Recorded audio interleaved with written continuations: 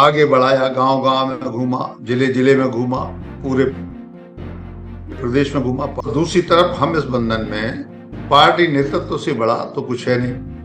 बिल्कुल। उसके भावना जो है, इच्छा जो है, महत्वाकांक्षाएं जो है, तमाम बातें जो है, जो पार्टी का नेतृत्व है वो तय करेगा। राजनीति में कोई आता है तो कोई साधु महात्मा नहीं है।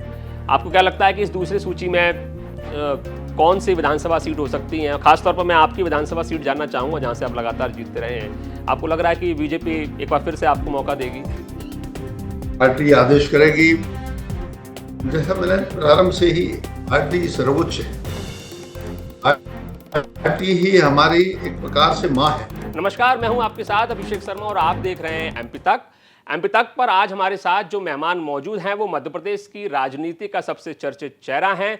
बुंदेलखंड की सियासत से लेकर मध्य प्रदेश की सत्ता के गलियारों तक गोपाल भार्गव एक ऐसा नाम है जो मध्य प्रदेश की राजनीति में हमेशा चर्चाओं में रहता है। और गोपाल भार्गव अपने काम से ज़्यादा अपने बयानों के लिए अमूमन सुर्खियों में आते रहते हैं। गोपाल भार्गव से इस बार हम बात करेंगे आने वाले विधानसभा चुनावों को लेकर। आने वाले विधानसभा चुनावों को लेकर बीजेपी की रणनीति क्या है, खुद गोपाल भार्गव की रणनीति क्या है, और आने वाले चुनावों में वो बीजेपी की जीत की संभावना को किस तरह से देखते हैं। तमाम राजनीतिक सवालों के साथ हम उनसे बातचीत करेंगे। गोपाल जी, आपका एमपी तक पे बहुत स्वागत है। धन्यवाद अभिषेक जी। गोपाल जी, मेरा सबसे पहला सवाल आपसे यही है कि आप अपने काम से ज़्यादा अपने बयानों को लेकर चर्चाओं में रहते हैं। और आपने जब विकास यात्रा जब बीजेपी की निकल रही थी तब भी आपने एक बड़ा ही चर्चित बयान दिया था कि कार्यकर्ता जो हैं केवल झंडा उठाने का काम करते हैं और जो नेता होते हैं वो सूटकेस भरकर इधर से उधर हो जाते हैं। आखिर आपके ये जो बयान होते हैं, जो चुभने वाले बयान होते हैं, ऐसे बयान आप देते हैं, इसके पीछे वजह क्या है? अभिषेक जी, मैं सोचता हूँ कि शायद मेरा सही असेसमेंट नहीं किया गया है। मैं बयान कम से कम देता हूँ। अपेक्षाकृत आजकल के राजनीतिक लोग, चाहे वो किसी भी दल पार्टी के हों, इस तरह से बयान और मुद्दे पर कुछ ना कोई प्रतिक्रिया जाहिर करना, बोलना जरूरी हो नहीं हो, एक प्रवृत्ति होती है अपने अपने राजनीतिक जीवन की, और राजनीति करने का तरीका होता है। बयान और प्रतिक्रिया मुझसे बहुत दूर है। मैं कर्म में विश्वास करता हूं। शुरू से मैंने काम पे ही जोर दिया है। पिछले 40 वर्षों से अधिक के राजनीतिक जीवन में मैंने इस बात पर जोर दिया है कि हम बेहतर से बेहतर, हम लोगों के लिए क्या कर सकते हैं, गरीबों के लिए, मुफलिसों के लिए, मजलूमों के लिए, बेबस और लाचार लोगों के लिए हम क्या कर सकते हैं। इसमें कभी कभार किसी सभा में, किसी उसमें ऑफिशियल बयान तो मैं बहुत कम देता हूं, लेकिन कभी कोई आम सभा में या कभी कोई किसी ने पूछ लिया, स्टेटमेंट ले लिया, उसमें यदि कोई ऐसी बात होती हो जिसके बारे में आपने अभी कहा, तो वो किसी परिप्रेक्ष्य में नहीं देखी जाना चाहिए। वो तो एक जो जनरल एक्सप्रेशन जो होता है, जनरल जो एक प्रकार से अभिव्यक्ति होती है, उसी से है। बयान तो स्पेसिफिक होते हैं। बयान जो है वो व्यक्ति विशेष या कार्य विशेष को लेकर होता है। तो इस तरह की मेरे द्वारा तो अभी ऐसी कोई विचार भी व्यक्त नहीं किए गए और ना कोई अभिव्यक्ति की गई है। और इसलिए आप जो कह रहे हैं, मैं सोच रहा हूँ कि शायद उल्टा है। मैं कर्म ज्यादा करता हूँ, बयान कम देता हूँ। बहुत से लोग ऐसे हैं जिन्हें ये जिम्मेवारी मिली है और उस काम को बखूबी निभा रहे हैं। मैं ऐसा अपने काम के लिए नहीं, बिल्कुल बिल्कुल आपकी बात तो हम समझ गए हैं। लेकिन गोपाल जी, ऐसा क्यों माना जाता है कि बीजेपी के अंदर कहीं ना कहीं लोग आपको आप भले हालांकि 72 साल के हैं लेकिन आपको लोग एंग्री यंग मैन के रूप में क्यों मानते हैं?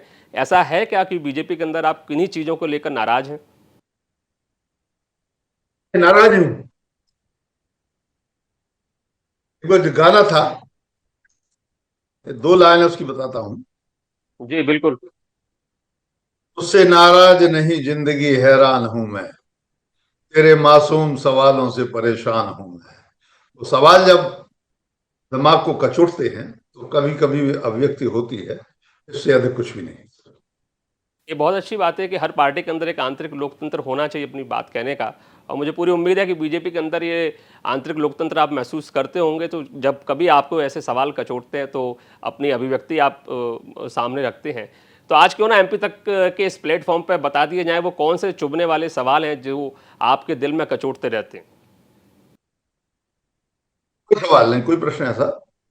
और राजनीति में रहते हुए मैंने किसी लाभ और हानि की दृष्टि से प्रवेश नहीं किया था। 1980 में 1980 में जब भारतीय जनता पार्टी का गठन हुआ और तब से लेकर आज तक मैंने अपने जीवन में, आजकल जैसी राजनीति बहुत कुछ हो गई है, सभी तो नहीं करते लेकिन बहुसंख्यक लोग आजकल करते हैं, शुभ लाभ की, नफा नुकसान की राजनीति। इससे परे हटकर मैंने जिंदगी में राजनीतिक जीवन जिया है और उसको अपनाया है। एक बात और मैं कहना चाहता हूं, 1980 में भारतीय जनता पार्टी बहुत ही इतनी सशक्त नहीं थी जितनी कि आज। दूसरी बात यह है कि 1984-85 में जब मैं विधानसभा का पहला चुनाव लड़ा, उसके पहले 2 महीने पहले लोकसभा के चुनाव हुए थे। लोकसभा के चुनाव में भारतीय जनता पार्टी के लिए सिर्फ 2 सीटें मिली थी, एक गुजरात से और एक आंध्र प्रदेश से। उस समय जबकि भारतीय जनता पार्टी के लिए उम्मीदवार नहीं मिलते थे, हमारे यहाँ उम्मीदवारों का टोटा था, अवसरवादी लोग सारे के सारे कांग्रेस में हो गए थे। इंदिरा जी की हत्या हो गई थी और हत्या के बाद तत्काल बाद सहानुभूति की लहर थी, और उस हत्या के बाद जो चुनाव हुए तो सिर्फ भारतीय जनता पार्टी को 2 सीटें मिली। मध्य प्रदेश में उस समय छत्तीसगढ़ शामिल था, और छत्तीसगढ़ की 11 लोकसभा सीट जो अभी हैं और हमारी 29 लोकसभा सीट जो है, कुल मिला के 40 लोकसभा सीटें थी। इस 40 लोकसभा सीटों में से एक भी बीजेपी नहीं जीती। और तत्काल बाद विधानसभा के जो चुनाव हुए, इसमें भी हम बहुत बुरी तरह से अधिकांश सीटों पर चुनाव हारे। 320 विधानसभा सीटें उस समय मध्य प्रदेश में हुआ करती।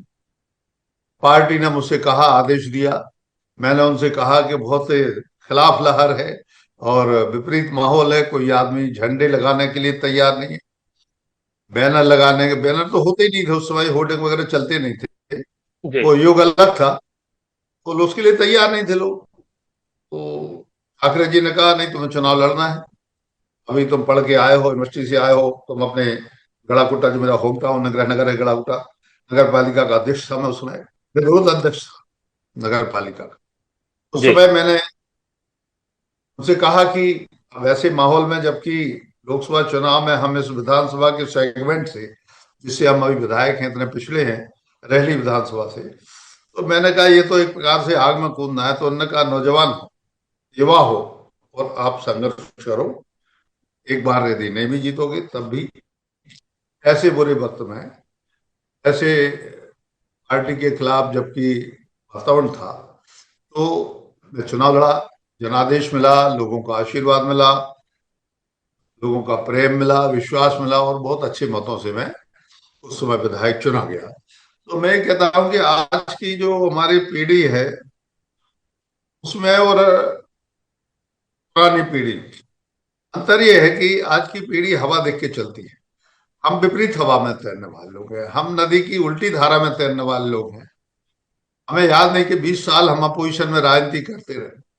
दिग्विजय सिंह जी 10 साल मुख्यमंत्री रहे, श्यामाचरण जी रहे, अर्जुन सिंह जी रहे, मोतीलाल वोरा भी रहे, इनके मुख्यमंत्री तो काल में मैंने अपोजिशन में विधायकी की।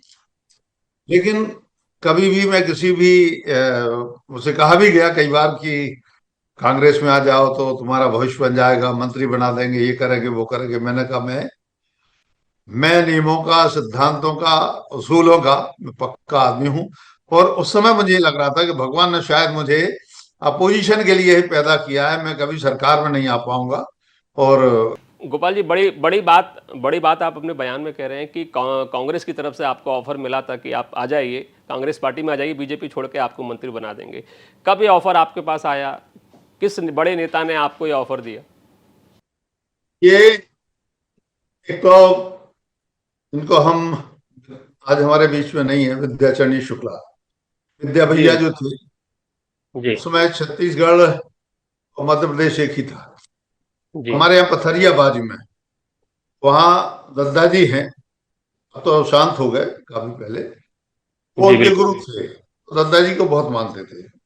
विद्या भैया ने भी, श्यामा भैया ने भी, श्यामाचरण शुक्ला जब मुख्यमंत्री बने, जब अर्जुन सिंह जी मुख्यमंत्री पद से हटे, ये लगभग 88 की बात है, सन 88-89 की। उसमें उन्होंने कहा, तो मैंने कहा नहीं, ये काम तो नहीं होगा, संभव नहीं होगा। और इसके बाद में दिग्विजय सिंह जी भी। मैं ये कहना चाहता हूं कि मैं असूलों से हटके, सिद्धांतों से हटके, और कोई व्यक्ति या मेरा कोई वोटर, मेरा समर्थक, मुझे चाहने वाला, मुझे पसंद करने वाला कोई व्यक्ति कभी जिंदगी में उंगली उठा ले, तो मैं अपने आप के लिए एक प्रकार से मृत मानूंगा। जैसी चादर ओढ़ी थी 40 साल पहले, वैसे ही चादर ओढ़े हुए, उस बगैर किसी दाग के राजनीति से प्रस्थान कर जाऊं। इससे श्रेष्ठ जीवन कोई नहीं हो सकता मेरे लिए। हाँ, गोपाल जी, मेरा अगला सवाल इस बात को लेकर है, जैसा कि आपने बताया कि जिनके जो मानसिक रूप से स्थिर नहीं होते हैं वो इस तरह के फैसले लेते हैं। बीजेपी के अंदर ऐसी क्या स्थितियां हैं कि ऐसा माहौल क्यों बनाया गया है कि ऐसा लगता है कि शिवराज सिंह चौहान को यदि बीजेपी के अंदर कोई चुनौती दे सकता है या शिवराज सिंह चौहान का कोई विकल्प हो सकता है तो वो गोपाल भार्गव हो सकते हैं। इस बात से तो आपको मतलब अपनी सहमति देना ही होगा कि इस तरह की चर्चाएं बीते काफ़ी वक्त से लगातार चलती आ रही हैं कि बीजेपी के अंदर अगर शिवराज सिंह चौहान का अगर कोई विकल्प है तो वो गोपाल भार्गव हैं। ऐसे ऐसे बातें उठती हैं तो उसके पीछे कुछ ना कुछ वजह होगी। आप इस बारे में क्या मानते हैं? देखिए, राजनीति में, जैसा मैंने शुरू से कहा, चर्चा के प्रारंभ से, एक तो सिद्धांतों की राजनीति की जाती है, और सिद्धांतों पर स्थिर रहते हुए, सिद्धांतों से कोई समझौता न करते हुए, यदि आपको कोई प्रतिष्ठा मिलती है, आपको कोई पद मिलता है, तो मैं मान के चलता हूं कि ये कोई अनहोनी नहीं है, ये अवांछनीय नहीं है, ये कोई पाप नहीं है।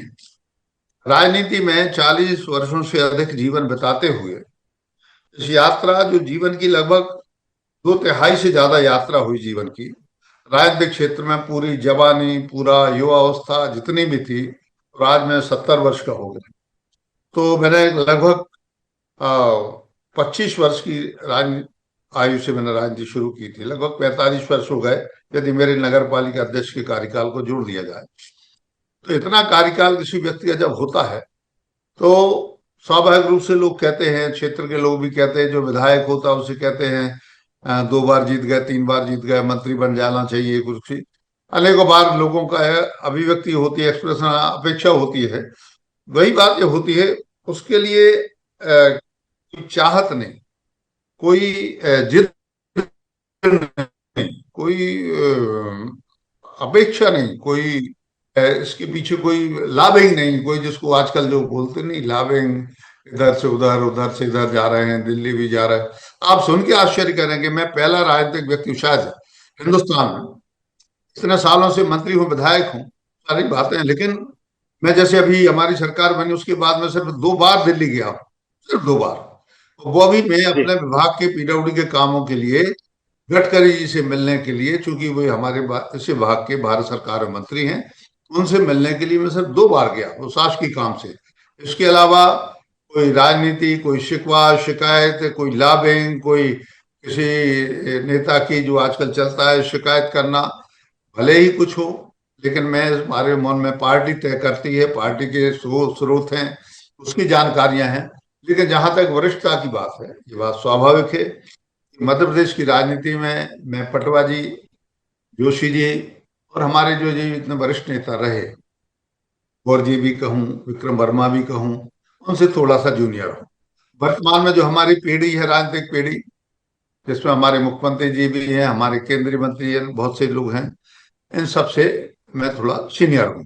तो स्वाभाविक रूप से लोगों की अब एक सोच भी रहती है। पिछले कार्यकाल में, अभी जो वर्तमान का कार्यकाल है, इसमें जब सरकार नहीं बनी थी, लीडर अपोजिशन भी रहा, सारी बातें रही, जबकि मैंने अपने राष्ट्रीय नेतृत्व से आग्रह नहीं किया था, लेकिन उनका संदेश आया कि गोपाल जी, आपके लिए लीडर अपोजिशन बनना है, इस दायित्व को आप संभालिए, और राजनाथ जी के लिए भेज रहे हैं पर्यवेक्षक के तौर पर। और 2 दिन बाद राजनाथ जी आए, विधायक दल की बैठक बुलाई, और मैं लीडर अपोजिशन के तौर पर सर्वसम्मति से बना। तो ये तो हमारी पार्टी तय करती है, हमारा दल तय करता है, कि केंद्रीय नेतृत्व तय करता है कि किसको क्या जिम्मेवारी दी जाए। और इसलिए तो गोपाल जी मैं आपको यहाँ बीच में रोकना चाहूँगा। आपका कहना है कि पार्टी नेतृत्व तय करता है, पार्टी तय करती है कि किस कार्यकर्ता को, किस नेता को क्या भूमिका दी जानी है। लेकिन शिक्षकों का जब एक सम्मेलन होता है जिसमें आप जाते हैं और बाकायदा आप उस शिक्षकों के महासम्मेलन में इस बात को अपनी इच्छा भी जाहिर करते हैं कि आप लगातार इतने साल से विधायक हैं, मंत्री हैं, और हर कोई चाहता है अपनी ज़िंदगी में आगे बढ़ना, हर कोई महत्वाकांक्षी होना चाहता है, हर कोई आगे तरक्की चाहता है। तो आपने उस महासम्मेलन में, शिक्षकों के सम्मेलन में, इस बात को बोला था कि ईश्वर करे कि आपको मंत्री से भी ऊपर कुछ तरक्की दे दी जाए। ये गुरुजनों का सम्मान बहुत बड़ा कार्यक्रम था, और उस सम्मान में स्वाभाविक रूप से ऐसी बातें होती हैं। मैं पुनः कह रहा हूं इस बात को कि मैं अपने आप के भविष्य के बारे में या राजनीतिक के स्थिति के बारे में मैं तय करने वाला स्वयं कोई नहीं होता। हमारा जो नेतृत्व है, राष्ट्रीय नेतृत्व है, हमारा संगठन है, प्रधानमंत्री जी हैं, हमारे राष्ट्रीय अध्यक्ष जी हैं, और भी हमारे राज्य के भी नेता हैं, सभी लोगों की सहमति से जो कुछ भी होता है, बाकी किसी प्रकार की कोई ध्वनि उससे नहीं निकालना चाहिए, कोई दूसरा अर्थ नहीं निकालना चाहिए। सामान्यतः ऐसी बातें होती हैं। गोपाल जी, अभी आपके राष्ट्रीय नेतृत्व में तय किया है कि शिवराज सिंह चौहान के नेतृत्व में बीजेपी विधानसभा चुनाव लड़ने जा रही है, लेकिन उन्होंने ये स्पष्ट नहीं किया है कि अगर बीजेपी चुनाव जीतकर फिर से सत्ता में आती है तो शिवराज सिंह चौहान ही मुख्यमंत्री होंगे। तो आपको क्या लगता है कि भविष्य में आपकी कोई संभावना है, जो इच्छाएं आपने शिक्षक महासम्मेलन में जाहिर की थी, कुछ और तरक्की होने की? ये मैं पुनः इस बात को दोहरा रहा हूं, मैं अपने बात की आपके मैं स्वयं के बारे में मैं तय करने वाला कोई नहीं होता। जो कुछ तय करेगी पार्टी करेगी, नेतृत्व करेगा, राष्ट्रीय नेतृत्व तय करेगा। यदि राष्ट्रीय नेतृत्व ये करेगा कि आपको दीनदयाल परिसर में आपको चौकीदारी करना है, आपको झाड़ू लगाना है, गोपाल भार्गव उसके लिए मना नहीं करेगा। और पार्टी और भी कुछ आदेश करेगी, उसके लिए मानूंगा। पार्टी ने लीडर पोजीशन की जिम्मेवारी दी, उसके लिए भी लगभग 1.25 साल तक उस पद पर रहते हुए पूरी जिम्मेवारी से मैंने अपने पद का निर्वहन किया। लोकसभा चुनाव उसके बीच में आए, लोकसभा चुनाव में भी प्रत्येक संसदीय सीट पे मैंने भी जाकर, प्रदेश अध्यक्ष उस समय राकेश सिंह जी थे, हमारे पूर्व मुख्यमंत्री शिवराज जी वर्तमान में जो मुख्यमंत्री हैं, उस समय पूर्व मुख्यमंत्री थे, हम तीनों लोगों ने जाके और पूरे प्रदेश में भारतीय जनता पार्टी के उम्मीदवारों के पक्ष में बहुत ही प्रबल और मजबूत तरीके से प्रचार किया, और बहुत ही अच्छे परिणाम उसके आए। कि इस तरह की खबरें अमूमन मीडिया की सुर्खियां बनती हैं कि कहीं ना कहीं विचारों को लेकर या मुद्दों को लेकर शिवराज सिंह चौहान के साथ आपके मतभेद हैं। लेकिन मैं आपसे ही जानना चाहता हूं कि वाकई में शिवराज सिंह चौहान के साथ आपके किसी तरह के मतभेद हैं, या आपके जो रिश्ते हैं शिवराज सिंह चौहान के साथ, वो किस तरह के रिश्ते हैं, किस तरह के संबंध हैं, और उनको लेकर आप खुद क्या विचार रखते हैं? देखिए, ये तो भ्रामक खबरें हैं, कयासबाजी है लोगों की। मेरे ना शिवराज जी से कोई मतभेद है, ना पार्टी के किसी भी अन्य नेता से कोई मतभेद है। मैं तो इसलिए भी इस बात को और स्पष्ट करना चाहता हूं कि शिवराज जी पिछले लगभग 2005 से चीफ मिनिस्टर हैं। ये 2020 आ 23 जी आ बिल्कुल। अब 2023 आ गया, मतलब लगभग वो 16-17 वर्ष तक उमा जी के बाद, गौर जी के बाद मुख्यमंत्री रहे। उमा जी जब चीफ मिनिस्टर बने, उन्होंने मुझको कैबिनेट में सीधे कैबिनेट में 7 विभाग मेरे पास थे। बिल्कुल बाद बिल्कुल। बाद में गौर जी मुख्यमंत्री बने, उन्होंने मुझे कैबिनेट में रखा। फिर बाद में शिवराज जी आए, तो शिवराज जी ने लगातार उस समय से लेकर जब से शिवराज जी मुख्यमंत्री बने, उनके 3 कार्यकाल हुए, और उन कार्यकालों में लगातार उन्होंने महत्वपूर्ण दायित्व जिम्मेवारियां मेरे लिए दी। और इस कारण से ये लोगों की कयासबाजी है कि मेरे या शिवराज जी के बीच में किसी प्रकार का मतांतर है, ये संभव ही नहीं है। इस बात का प्रतीक है कि 15 वर्ष तक चीफ मिनिस्टर की इच्छा के बगैर कोई मिनिस्टर कैसे रहेगा, कैसे संभव होगा। तो ये तो नहीं सवाल लोगों चूंकि आपका कहना ठीक है कि 15 साल से जो मुख्यमंत्री हैं उसकी रजामंदी के बगैर उनकी कैबिनेट में कोई व्यक्ति कैसे मंत्री रह सकता है, ये आपका तर्क अपनी जगह सही है। लेकिन कई बार क्या होता है जब आप इस तरह की ईश्वरवादी बातें करते हैं कि हर किसी आदमी को अपने जीवन में तरक्की की सोच रखना चाहिए, उसको भी तरक्की मिलना चाहिए, तो कहीं ना कहीं लोग इस तरह से सवाल खड़े करना शुरू कर देते हैं कि शिवराज सिंह चौहान के समानांतर भी कोई एक नेता होना चाहिए, या शिवराज सिंह चौहान का भी कोई विकल्प मध्य प्रदेश की राजनीति में होना चाहिए, बीजेपी की राजनीति में होना चाहिए। तो लोग आपकी तरफ देखने लगते हैं और आपके बयान कहीं ना कहीं उन चीज़ों से मैच होते दिखते हैं, तो इस तरह के सवाल खड़े होते हैं। क्या कहते हैं आप? देखिए, दो बातें हैं, जी दोनों अलग अलग हैं, विपरीत। एक तो इच्छा, भावना, इसको आप लोगों के द्वारा या पार्टी की सेवा जो की 40 वर्षों तक, आगे बढ़ाया, गांव गांव में घूमा, जिले जिले में घूमा, पूरे प्रदेश में घूमा, पार्टी को खड़ा किया। तो एक होती है कि कभी कभी इस पुरस्कार की भी इच्छा होती है, और जी दूसरी तरफ हमारे पार्टी का नेतृत्व है, और दूसरी तरफ हम इस बंधन में, पार्टी नेतृत्व से बड़ा तो कुछ है नहीं। बिल्कुल। उसके भावना जो है, इच्छा जो है, महत्वाकांक्षाएं जो है, तमाम बातें जो है, जो पार्टी का नेतृत्व है वो तय करेगा। राजनीति में कोई आता है तो कोई साधु महात्मा नहीं है, कोई कंठी माला लेके और यहाँ पर कोई जाप करना, किसी के मान के चलता हूँ कि चमीटा लेके और वो भभूत लगा के और यहाँ पे कंडे जमा के कोई उसको उसके बीच में आग जला के बैठ के कोई ये टीका लगा के चंदन लगा के बाबा बन के, तो सर राजनीति कोई साधुओं की जमात नहीं है। राजनीति कोई, मैं मान के चलता हूं कि ऐसे लोगों की जमात नहीं है कि जो सन्यासी हो, जो सन्यासी हो। जमात जी कह दे या संगठन या कुछ भी कह ले उसके लिए, जी ये ऐसा विषय नहीं है। इसमें स्वाभाविक रूप से देखो, लोग कहें अथवा नहीं कहें, मन की बात मन में छुपा लें, लेकिन जी मैं जहां तक इतने वर्षों का अनुभव रखता, बहुत ही कम लोग, 2-5% लोग ऐसे होते हो जो ये विचार न रखते हो। नहीं तो हिंदुस्तान में तो आदमी जिंदगी भर सरपंच और पार्षद बनने के लिए परेशान रहता है, लेकिन जाहिर सी बात है गोपाल जी अभी। जी बोले बोले, आप बोले गोपाल। पार्टी ने मुझे पार्टी ने मुझे विधायक बनाया, पार्टी ने मुझे नगर पालिका अध्यक्ष बनाया, पार्टी ने मुझे इतने 20 साल 18 साल तक मंत्री बनाया, लीडर ऑफ अपोजिशन बनाया। तो लोग तो जिंदगी भर परेशान रहते हैं सरपंच और पार्षद के पद के लिए, एक छोटी से निगम मंडल का अध्यक्ष बनने के लिए जिंदगी भर परेशान रहते हैं। मुझे पार्टी ने इतना कुछ दिया है, तो मैं मान के चलता हूं कि इससे ज्यादा तो बहुत कम लोगों को शायद मिला होगा। तो हमें इस बात से भी तो संतुष्ट होना चाहिए। और यही जब मन में विचार आता है, तो कभी कभी जब एक मन विचारक के रूप में जब काम करने लगता है, तो मुझे लगता है कि आखिर आपको क्या नहीं मिला है। तो निश्चित रूप से, और कई लोग ऐसा है कि नहीं मिलता है तो उसमें घुटते रहते हैं। गोपाल भार्गव एक निष्पृह है, निस्वार्थ, निष्कलंक जीवन जीने पे विश्वास करता है, और मेरी जो कुछ पूंजी है यही है, इसके अलावा। गोपाल जी, बीजेपी अपनी पहली सूची जारी कर चुकी है, तकरीबन 39 सीटों पर उन्होंने अपने उम्मीदवार घोषित किए हैं।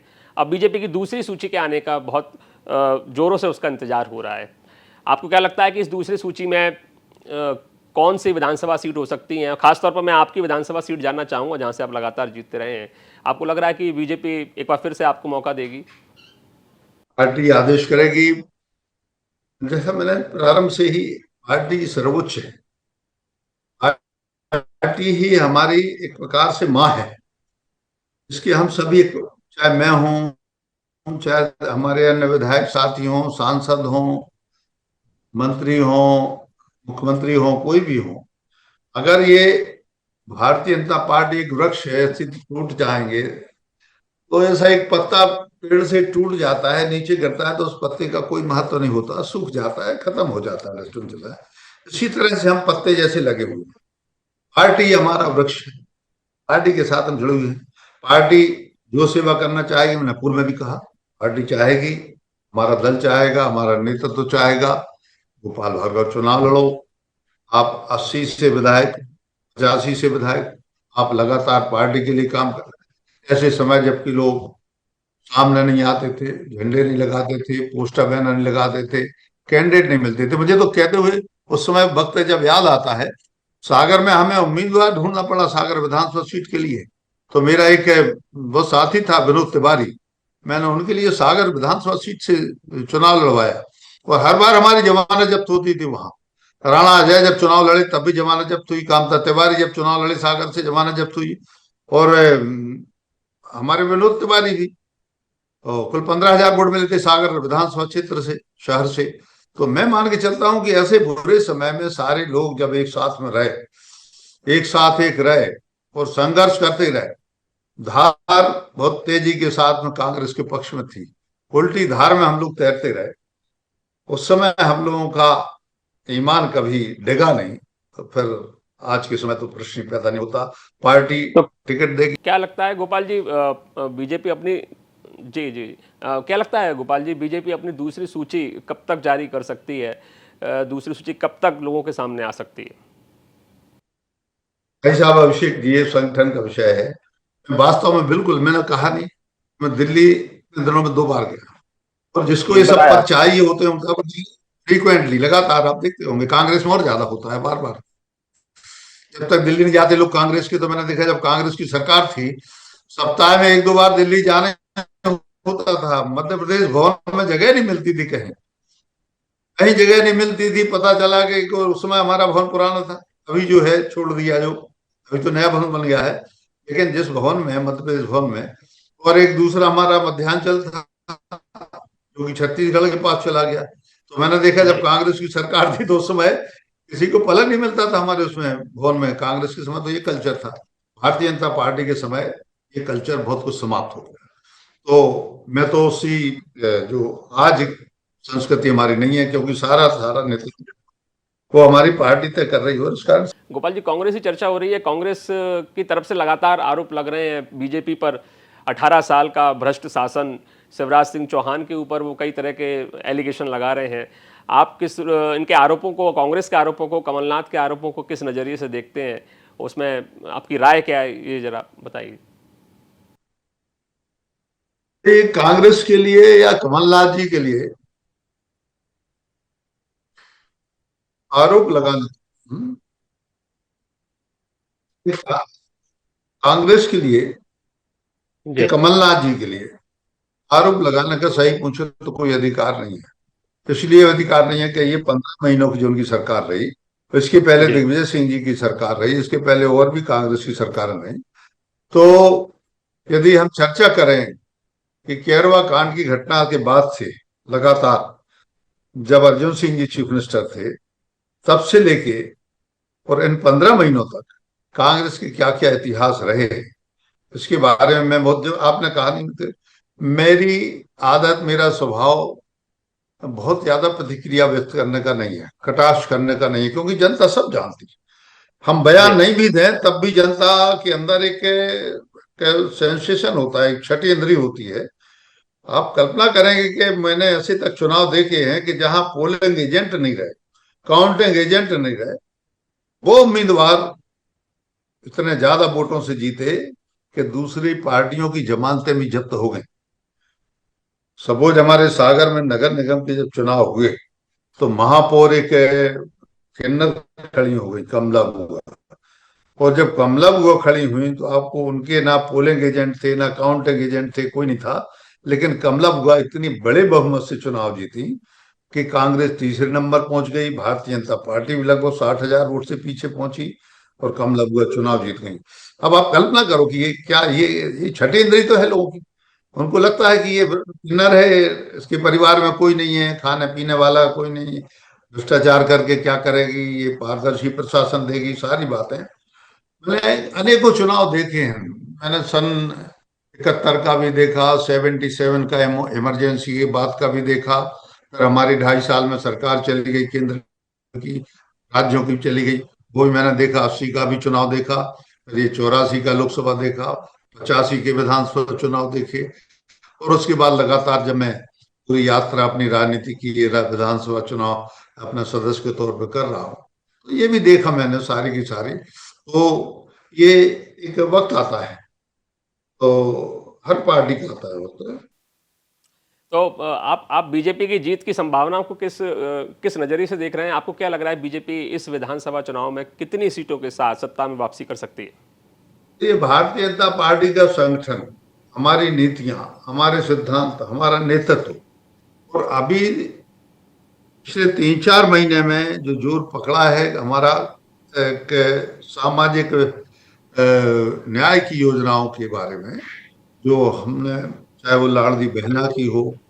किसान सम्मान निधि तो पहले से जारी थी, सम्मान निधि की राशि बढ़ाई, अब लाडली बहना के लिए आवास भी दिए जा रहे हैं। हमारी संबल योजनाएं थी हमारी बच्चों के लिए, चाहे लैपटॉप की हो, चाहे वो मोबाइल देने की हो, चाहे वो स्कूटी देने की हो, अनेकों प्रकार की हर वर्ग के लिए।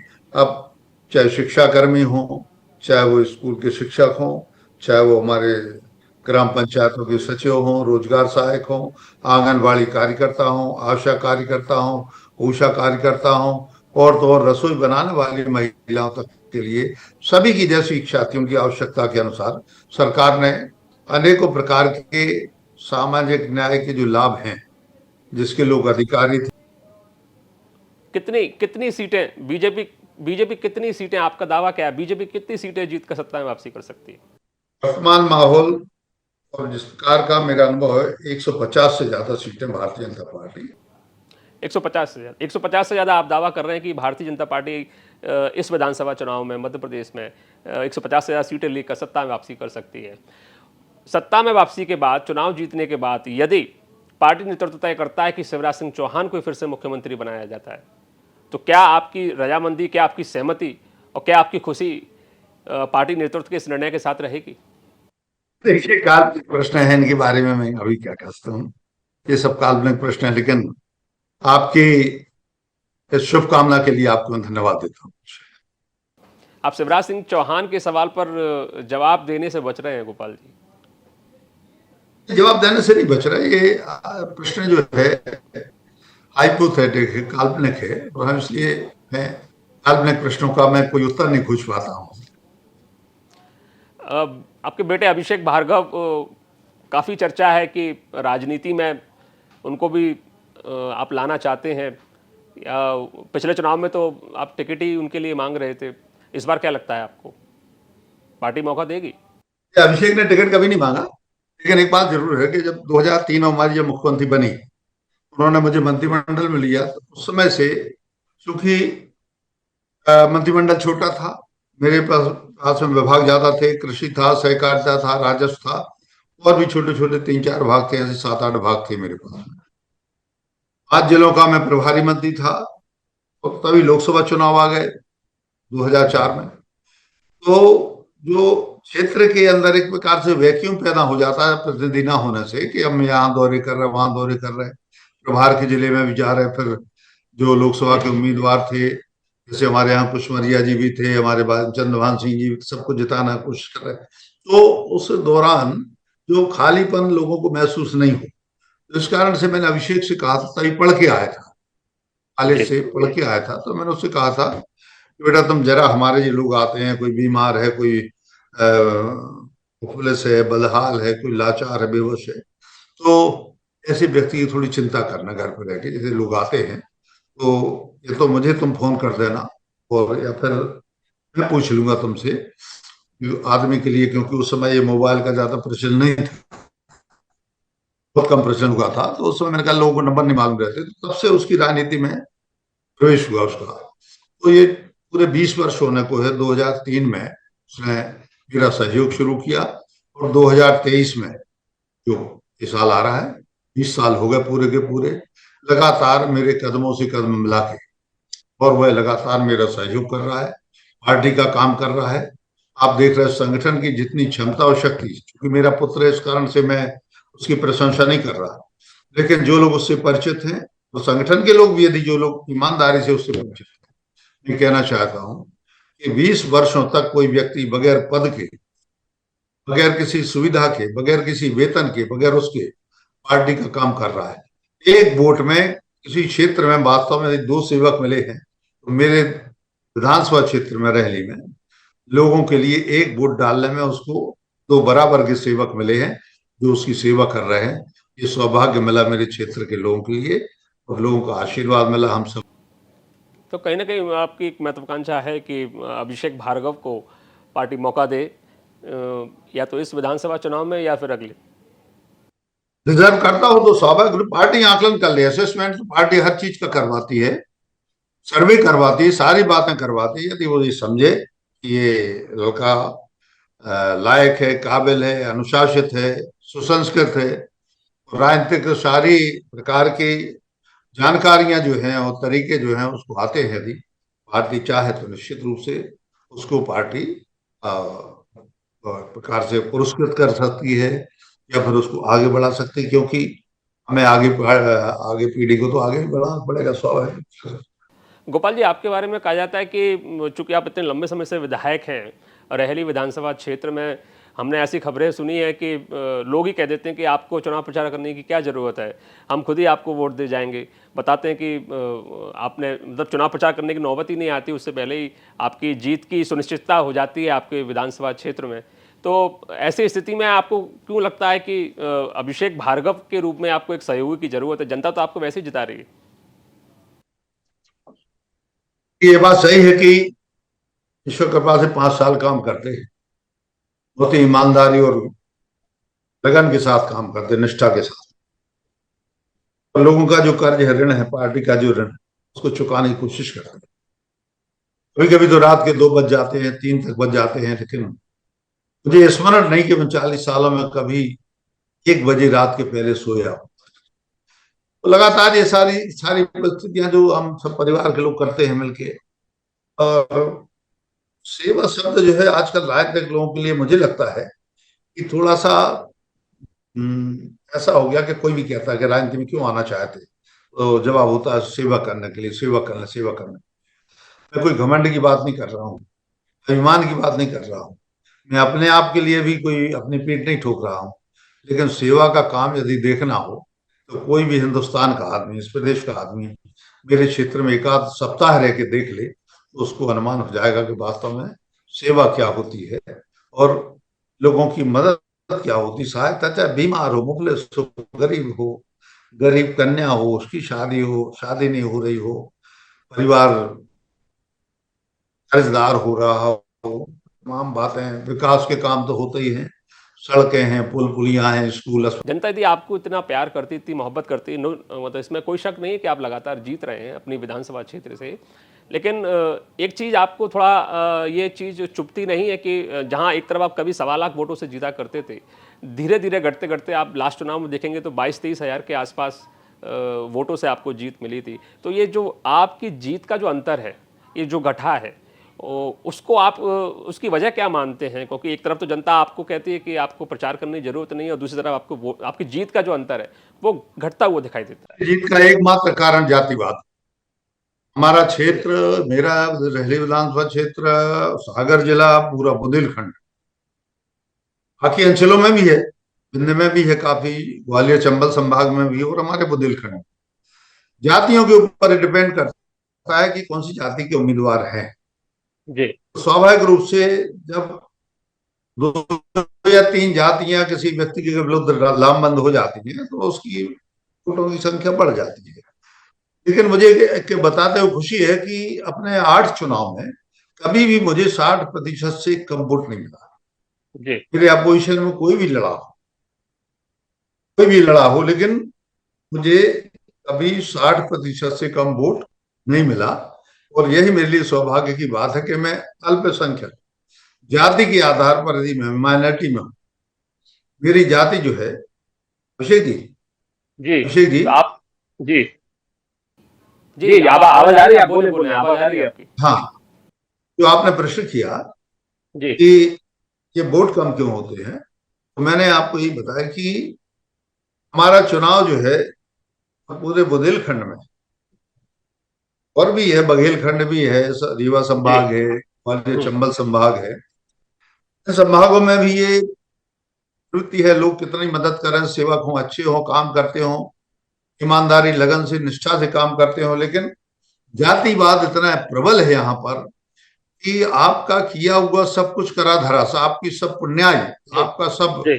सब अच्छा कुछ, सब कुछ, तो जी। जाति सामने होती है तो बह जाता है। वो बुरी तरह से वो एक प्रकार से द्रोहित कर दिया जाता है। उसके लिए लोग याद नहीं करते कि इस आदमी ने कभी मुझे खून दिया, इस आदमी ने कभी मेरी किडनी बदलवाई, इस आदमी ने कभी मेरा कैंसर का ऑपरेशन करवाया, इस आदमी ने मेरे लिए हार्ट का ऑपरेशन करवाया, या इस आदमी ने हमारे गांव की सड़क बनाई, इस आदमी ने गांव में कॉलेज खोला, स्कूल खोला, कुछ भी अस्पताल खोला, इस आदमी ने सारी सुविधाएं दिलाई। कभी निकल नहीं पाते थे भारत में, वहां पुल बन गए, शानदार बसाहट हो गई, शानदार ऑडिटोरियम बने हैं, जिम बने हैं, स्विमिंग पूल बने हैं, ओपन स्टेडियम स्टेडियम ओपन हमारे इंडोर स्टेडियम बने हैं, जी। ऑडिटोरियम, सारी चीजें। तो ये जी। लोग सारे लोग जो का उपयोग कर रहे हैं वही भूल जाते हैं। आपको ऐसा लगता है कि जो भी आपके जो आपकी जीत का जो अंतर है, जो वोटों का प्रतिशत है, जिसमें जो कमी आई है, उसके पीछे जो वजह है आपके क्षेत्र में जो जातिवाद जो काफ़ी बड़े पैमाने पर ऐसा आपको लगता है, उसकी वजह से आपकी जो जीत है उसका अंतर कम होता जा रहा है? निश्चित रूप से इसके पीछे एक ही कारण हमेशा रहता है, अलग अलग जातियों के लोग लड़ते हैं। क्योंकि मेरी जाति बहुत कम है, मैं बता रहा हूँ आपको, मैं ब्राह्मण जाति से आता हूँ, और इस कारण से इस विधानसभा क्षेत्र में जिसमें लगभग 2,40,000 वोटर हैं, वहां पर मेरे वोटर 10-12 हजार होंगे, ब्राह्मण लोग। जी। 10-12 हजार वोटर होने के बाद भी अभिषेक जी लगातार 40 वर्षों से कोई चुनाव तो अपने कर्म की दम पर जीत रहा है, अपने सेवा की दम पर वो जीत रहा है। तो कहीं ना कहीं ये जातिवाद को भी तोड़ने का हमारा कर्म जो है, मेरा हमेशा कहना रहता है, जाति की ना धर्म की और विजय होगी सदा कर्म की। तो जी। लोगों से नाराज तो मान के चलता हूँ। और एक नारा चलता है, दिन हो या आधी रात, गोपाल भार्गव सबके साथ। तो मैं तो सबके साथ, मैं चलिए, हमारी सबके साथ रहा शुभकामनाएं। हूँ, और ऐसे सारे मुफलिस बदहाल बेबस जी। लाचार मिलती है। चलिए, हमारी शुभकामनाएं आपके साथ में हैं। आपकी सभी सभी महत्वाकांक्षाएं जो आपने बताई और जो आपने नहीं बताई वो पूरी हों, और आने वाले विधानसभा चुनाव जो आप उम्मीद लगा कर बैठे हैं अपने राजनीतिक भविष्य को लेकर और अपने बेटे अभिषेक भार्गव के भविष्य को लेकर, वो पूरी हों। तो ये थे मध्य प्रदेश सरकार के पीडब्ल्यूडी मंत्री गोपाल भार्गव। बड़ी बेबाकी से उन्होंने सारे सवालों के जवाब दिए, अपनी महत्वाकांक्षाएं, अपनी इच्छाएं, उनको लेकर भी उन्होंने खुलकर हमारे साथ बातचीत की। गोपाल भार्गव जी, आपने हमको समय दिया, आपका बहुत बहुत धन्यवाद। मध्य प्रदेश से जुड़ी तमाम खबरों के लिए आप देखते रहिए MP तक।